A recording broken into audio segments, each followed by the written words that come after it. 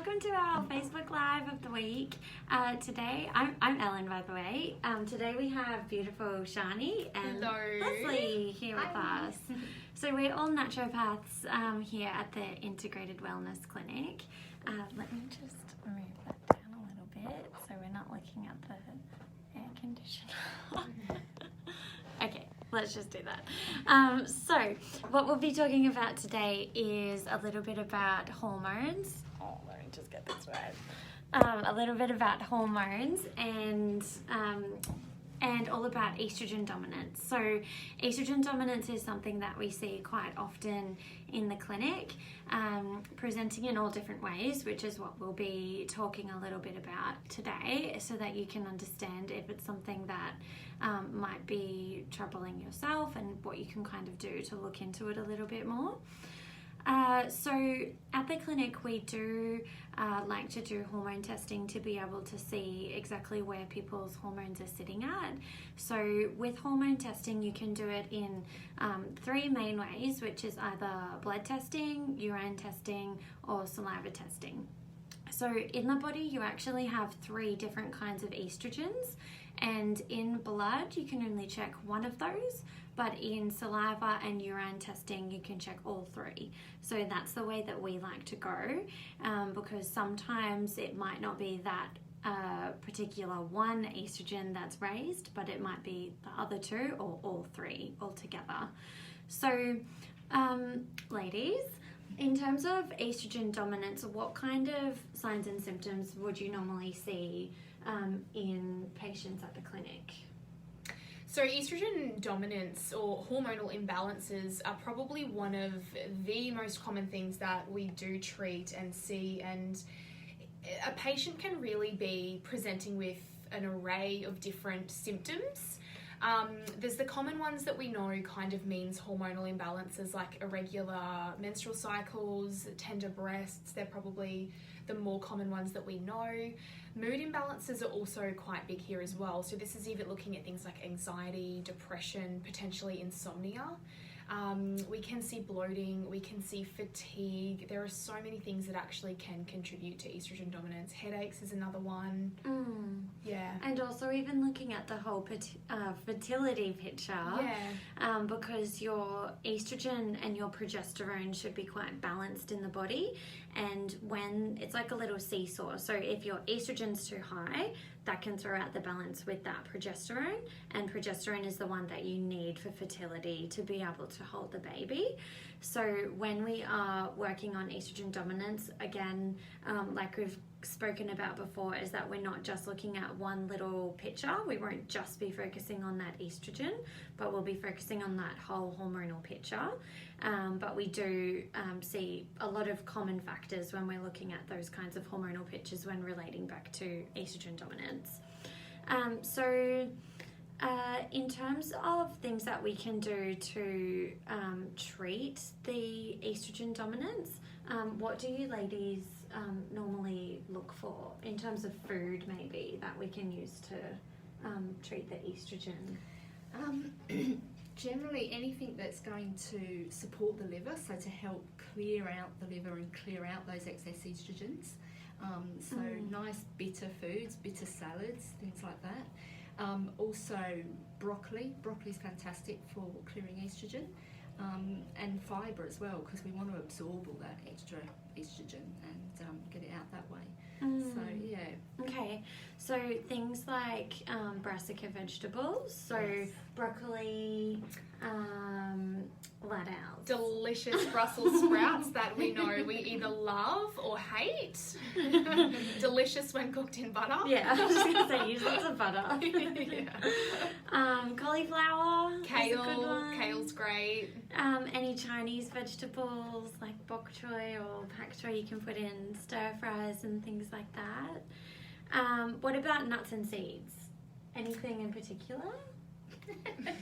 Flax seeds are really fantastic to actually assist with estrogen clearance. They're a really good one and super versatile. So you can make some delicious seed crackers. You can add a tablespoon of linseeds or flax seeds. They're actually the same thing into smoothies. So many ways you can use them. Yeah, cool.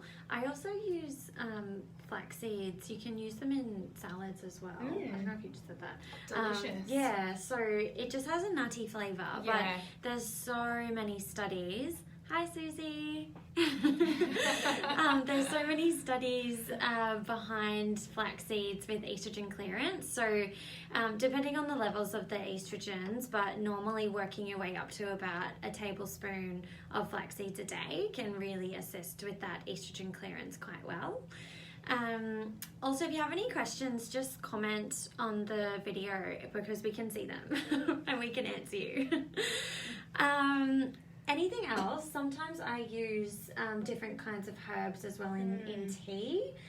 So we use herbs and nutrients in treatment, but when we use foods along with it, it can really help to assist the whole process of the hormone balancing. So herbs through teas can be useful. Is there anything that you guys use for that? Dandelion root. Shani's favourite. I think as naturopaths, we all love dandelion root. If you've never tried it before, it has a little bit of an earthy, coffee-like taste, and it is very bitter. So as Lesley mentioned before, anything that's bitter in taste generally does stimulate digestive and liver function, and getting that liver functioning optimally is one of the things that can really help to keep the hormones in check. So dandelion root tea is so fantastic in this regard. It does stimulate liver detoxification, specifically phase 2, which is what we really want to do when we're looking at any kind of estrogen dominance or issues surrounding estrogen metabolism. You can get it from health food stores. You can also get it from the supermarket. Also stimulates digestive function and can stimulate bowel function to a degree as well, which is really fantastic, as Lesley mentioned, to clear out the estrogens from the body once they've been either metabolized and detoxified. So we use a lot of those herbs like dandelion root in liquid extracts. If you've ever had a yummy herbal mixture from us before, you know what we mean.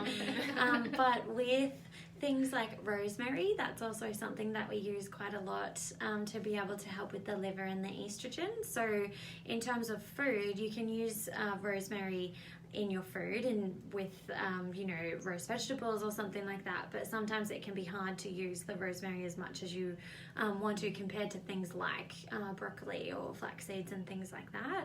So what I normally suggest is if someone has a rosemary plant, that you can just rip off a little sprig and put it in some hot water. You just twirl it around in there like a little tea bag, I suppose, and all of the essential oils get extracted from the fresh rosemary plant from the actual hot water that you mix it in, which I think is amazing. Dandelion root saved me after I broke out in crazy rash after giving birth. Yeah, so dandelion root is amazing. Yeah. And Susan, you can watch it from the beginning when we finish the video. Anything else that you use for herbs or teas or foods? They're probably the main ones for foods, but essentially anything that is going to assist with that liver function, or another food that could be beneficial here is anything that is high in our good bacteria, so our probiotics, because this actually does assist to metabolize those estrogens through the gut as well, which is really important. So what kinds of foods have good bacteria, Shani? Oh, here we go. It gets interesting. Anything fermented. So essentially we're looking at things like our sauerkraut, so our fermented cabbages, our kefirs, or really good quality yogurts. Kimchis are another really good one. Kombucha can be great as well. So many different foods that are so versatile to be able to use to get those good bacteria in to assist in regulating those hormones, with all of the amazing side benefits that you'll also enjoy from those as well. Cool. Yeah. Another herb that just sprang to my mind was turmeric that I use a lot in estrogen clearance. So turmeric you can use in lots of things. So you can use it just, if you get the actual turmeric root, you can just grate that up and use it in curries or in general kinds of foods. Something really trendy at the moment is turmeric lattes, which you can get at different health cafes that they mix with different kinds of herbs and spices. So kind of like a chai tea or a chai latte, but it's bright yellow. And that way it's also helping with that liver, but it works on reducing inflammation as well, which can also be a driving factor for estrogen dominance. Yeah. Anything else, ladies? Or those I think the lifestyle factors too, all those exogenous estrogens that we can get from externally from all the plastics and avoiding all the the bad chemicals in makeups and yes, definitely. That's something that we're all super passionate about, but maybe we never have enough time to say all of the things that we're passionate about, especially for those kinds of toxins. So what Lesley was just saying is about how the plastics and different kinds of toxins that come from our lifestyle and environmental sources can mimic what happens with our estrogens in our body.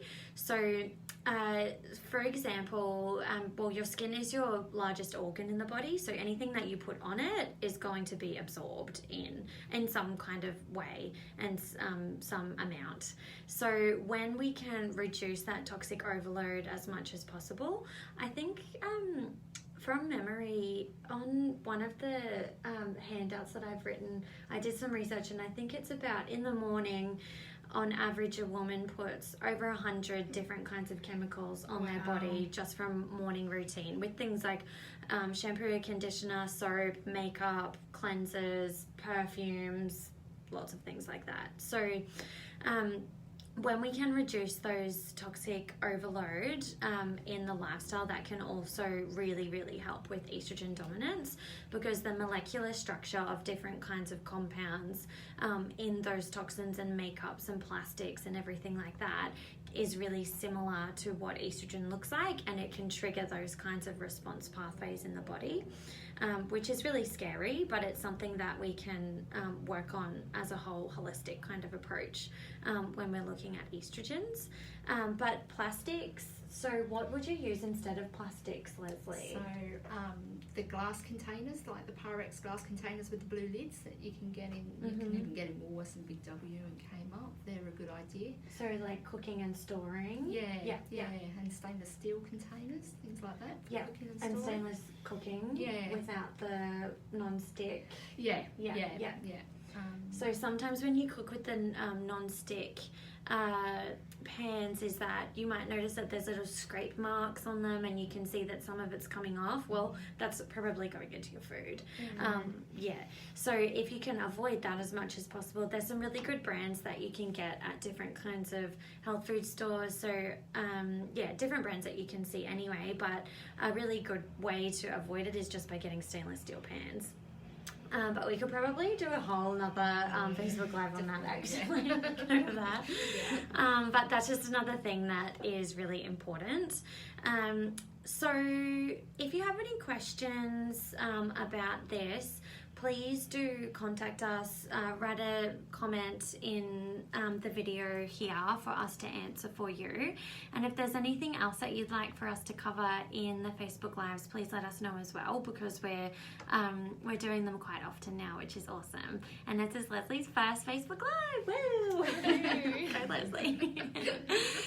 We're also doing some workshops this week, tomorrow for children's health, and also on Thursday, Children's Health at Caloundra Clinic with Lesley. So if you're interested in attending, she'll be touching on lots of different topics to do with children's health, and can be super duper helpful for whatever age that your child is, really. So I'll post some links on the comments as well if you're interested in coming to that. And we'll catch you next week. Bye! Thanks, guys. Bye!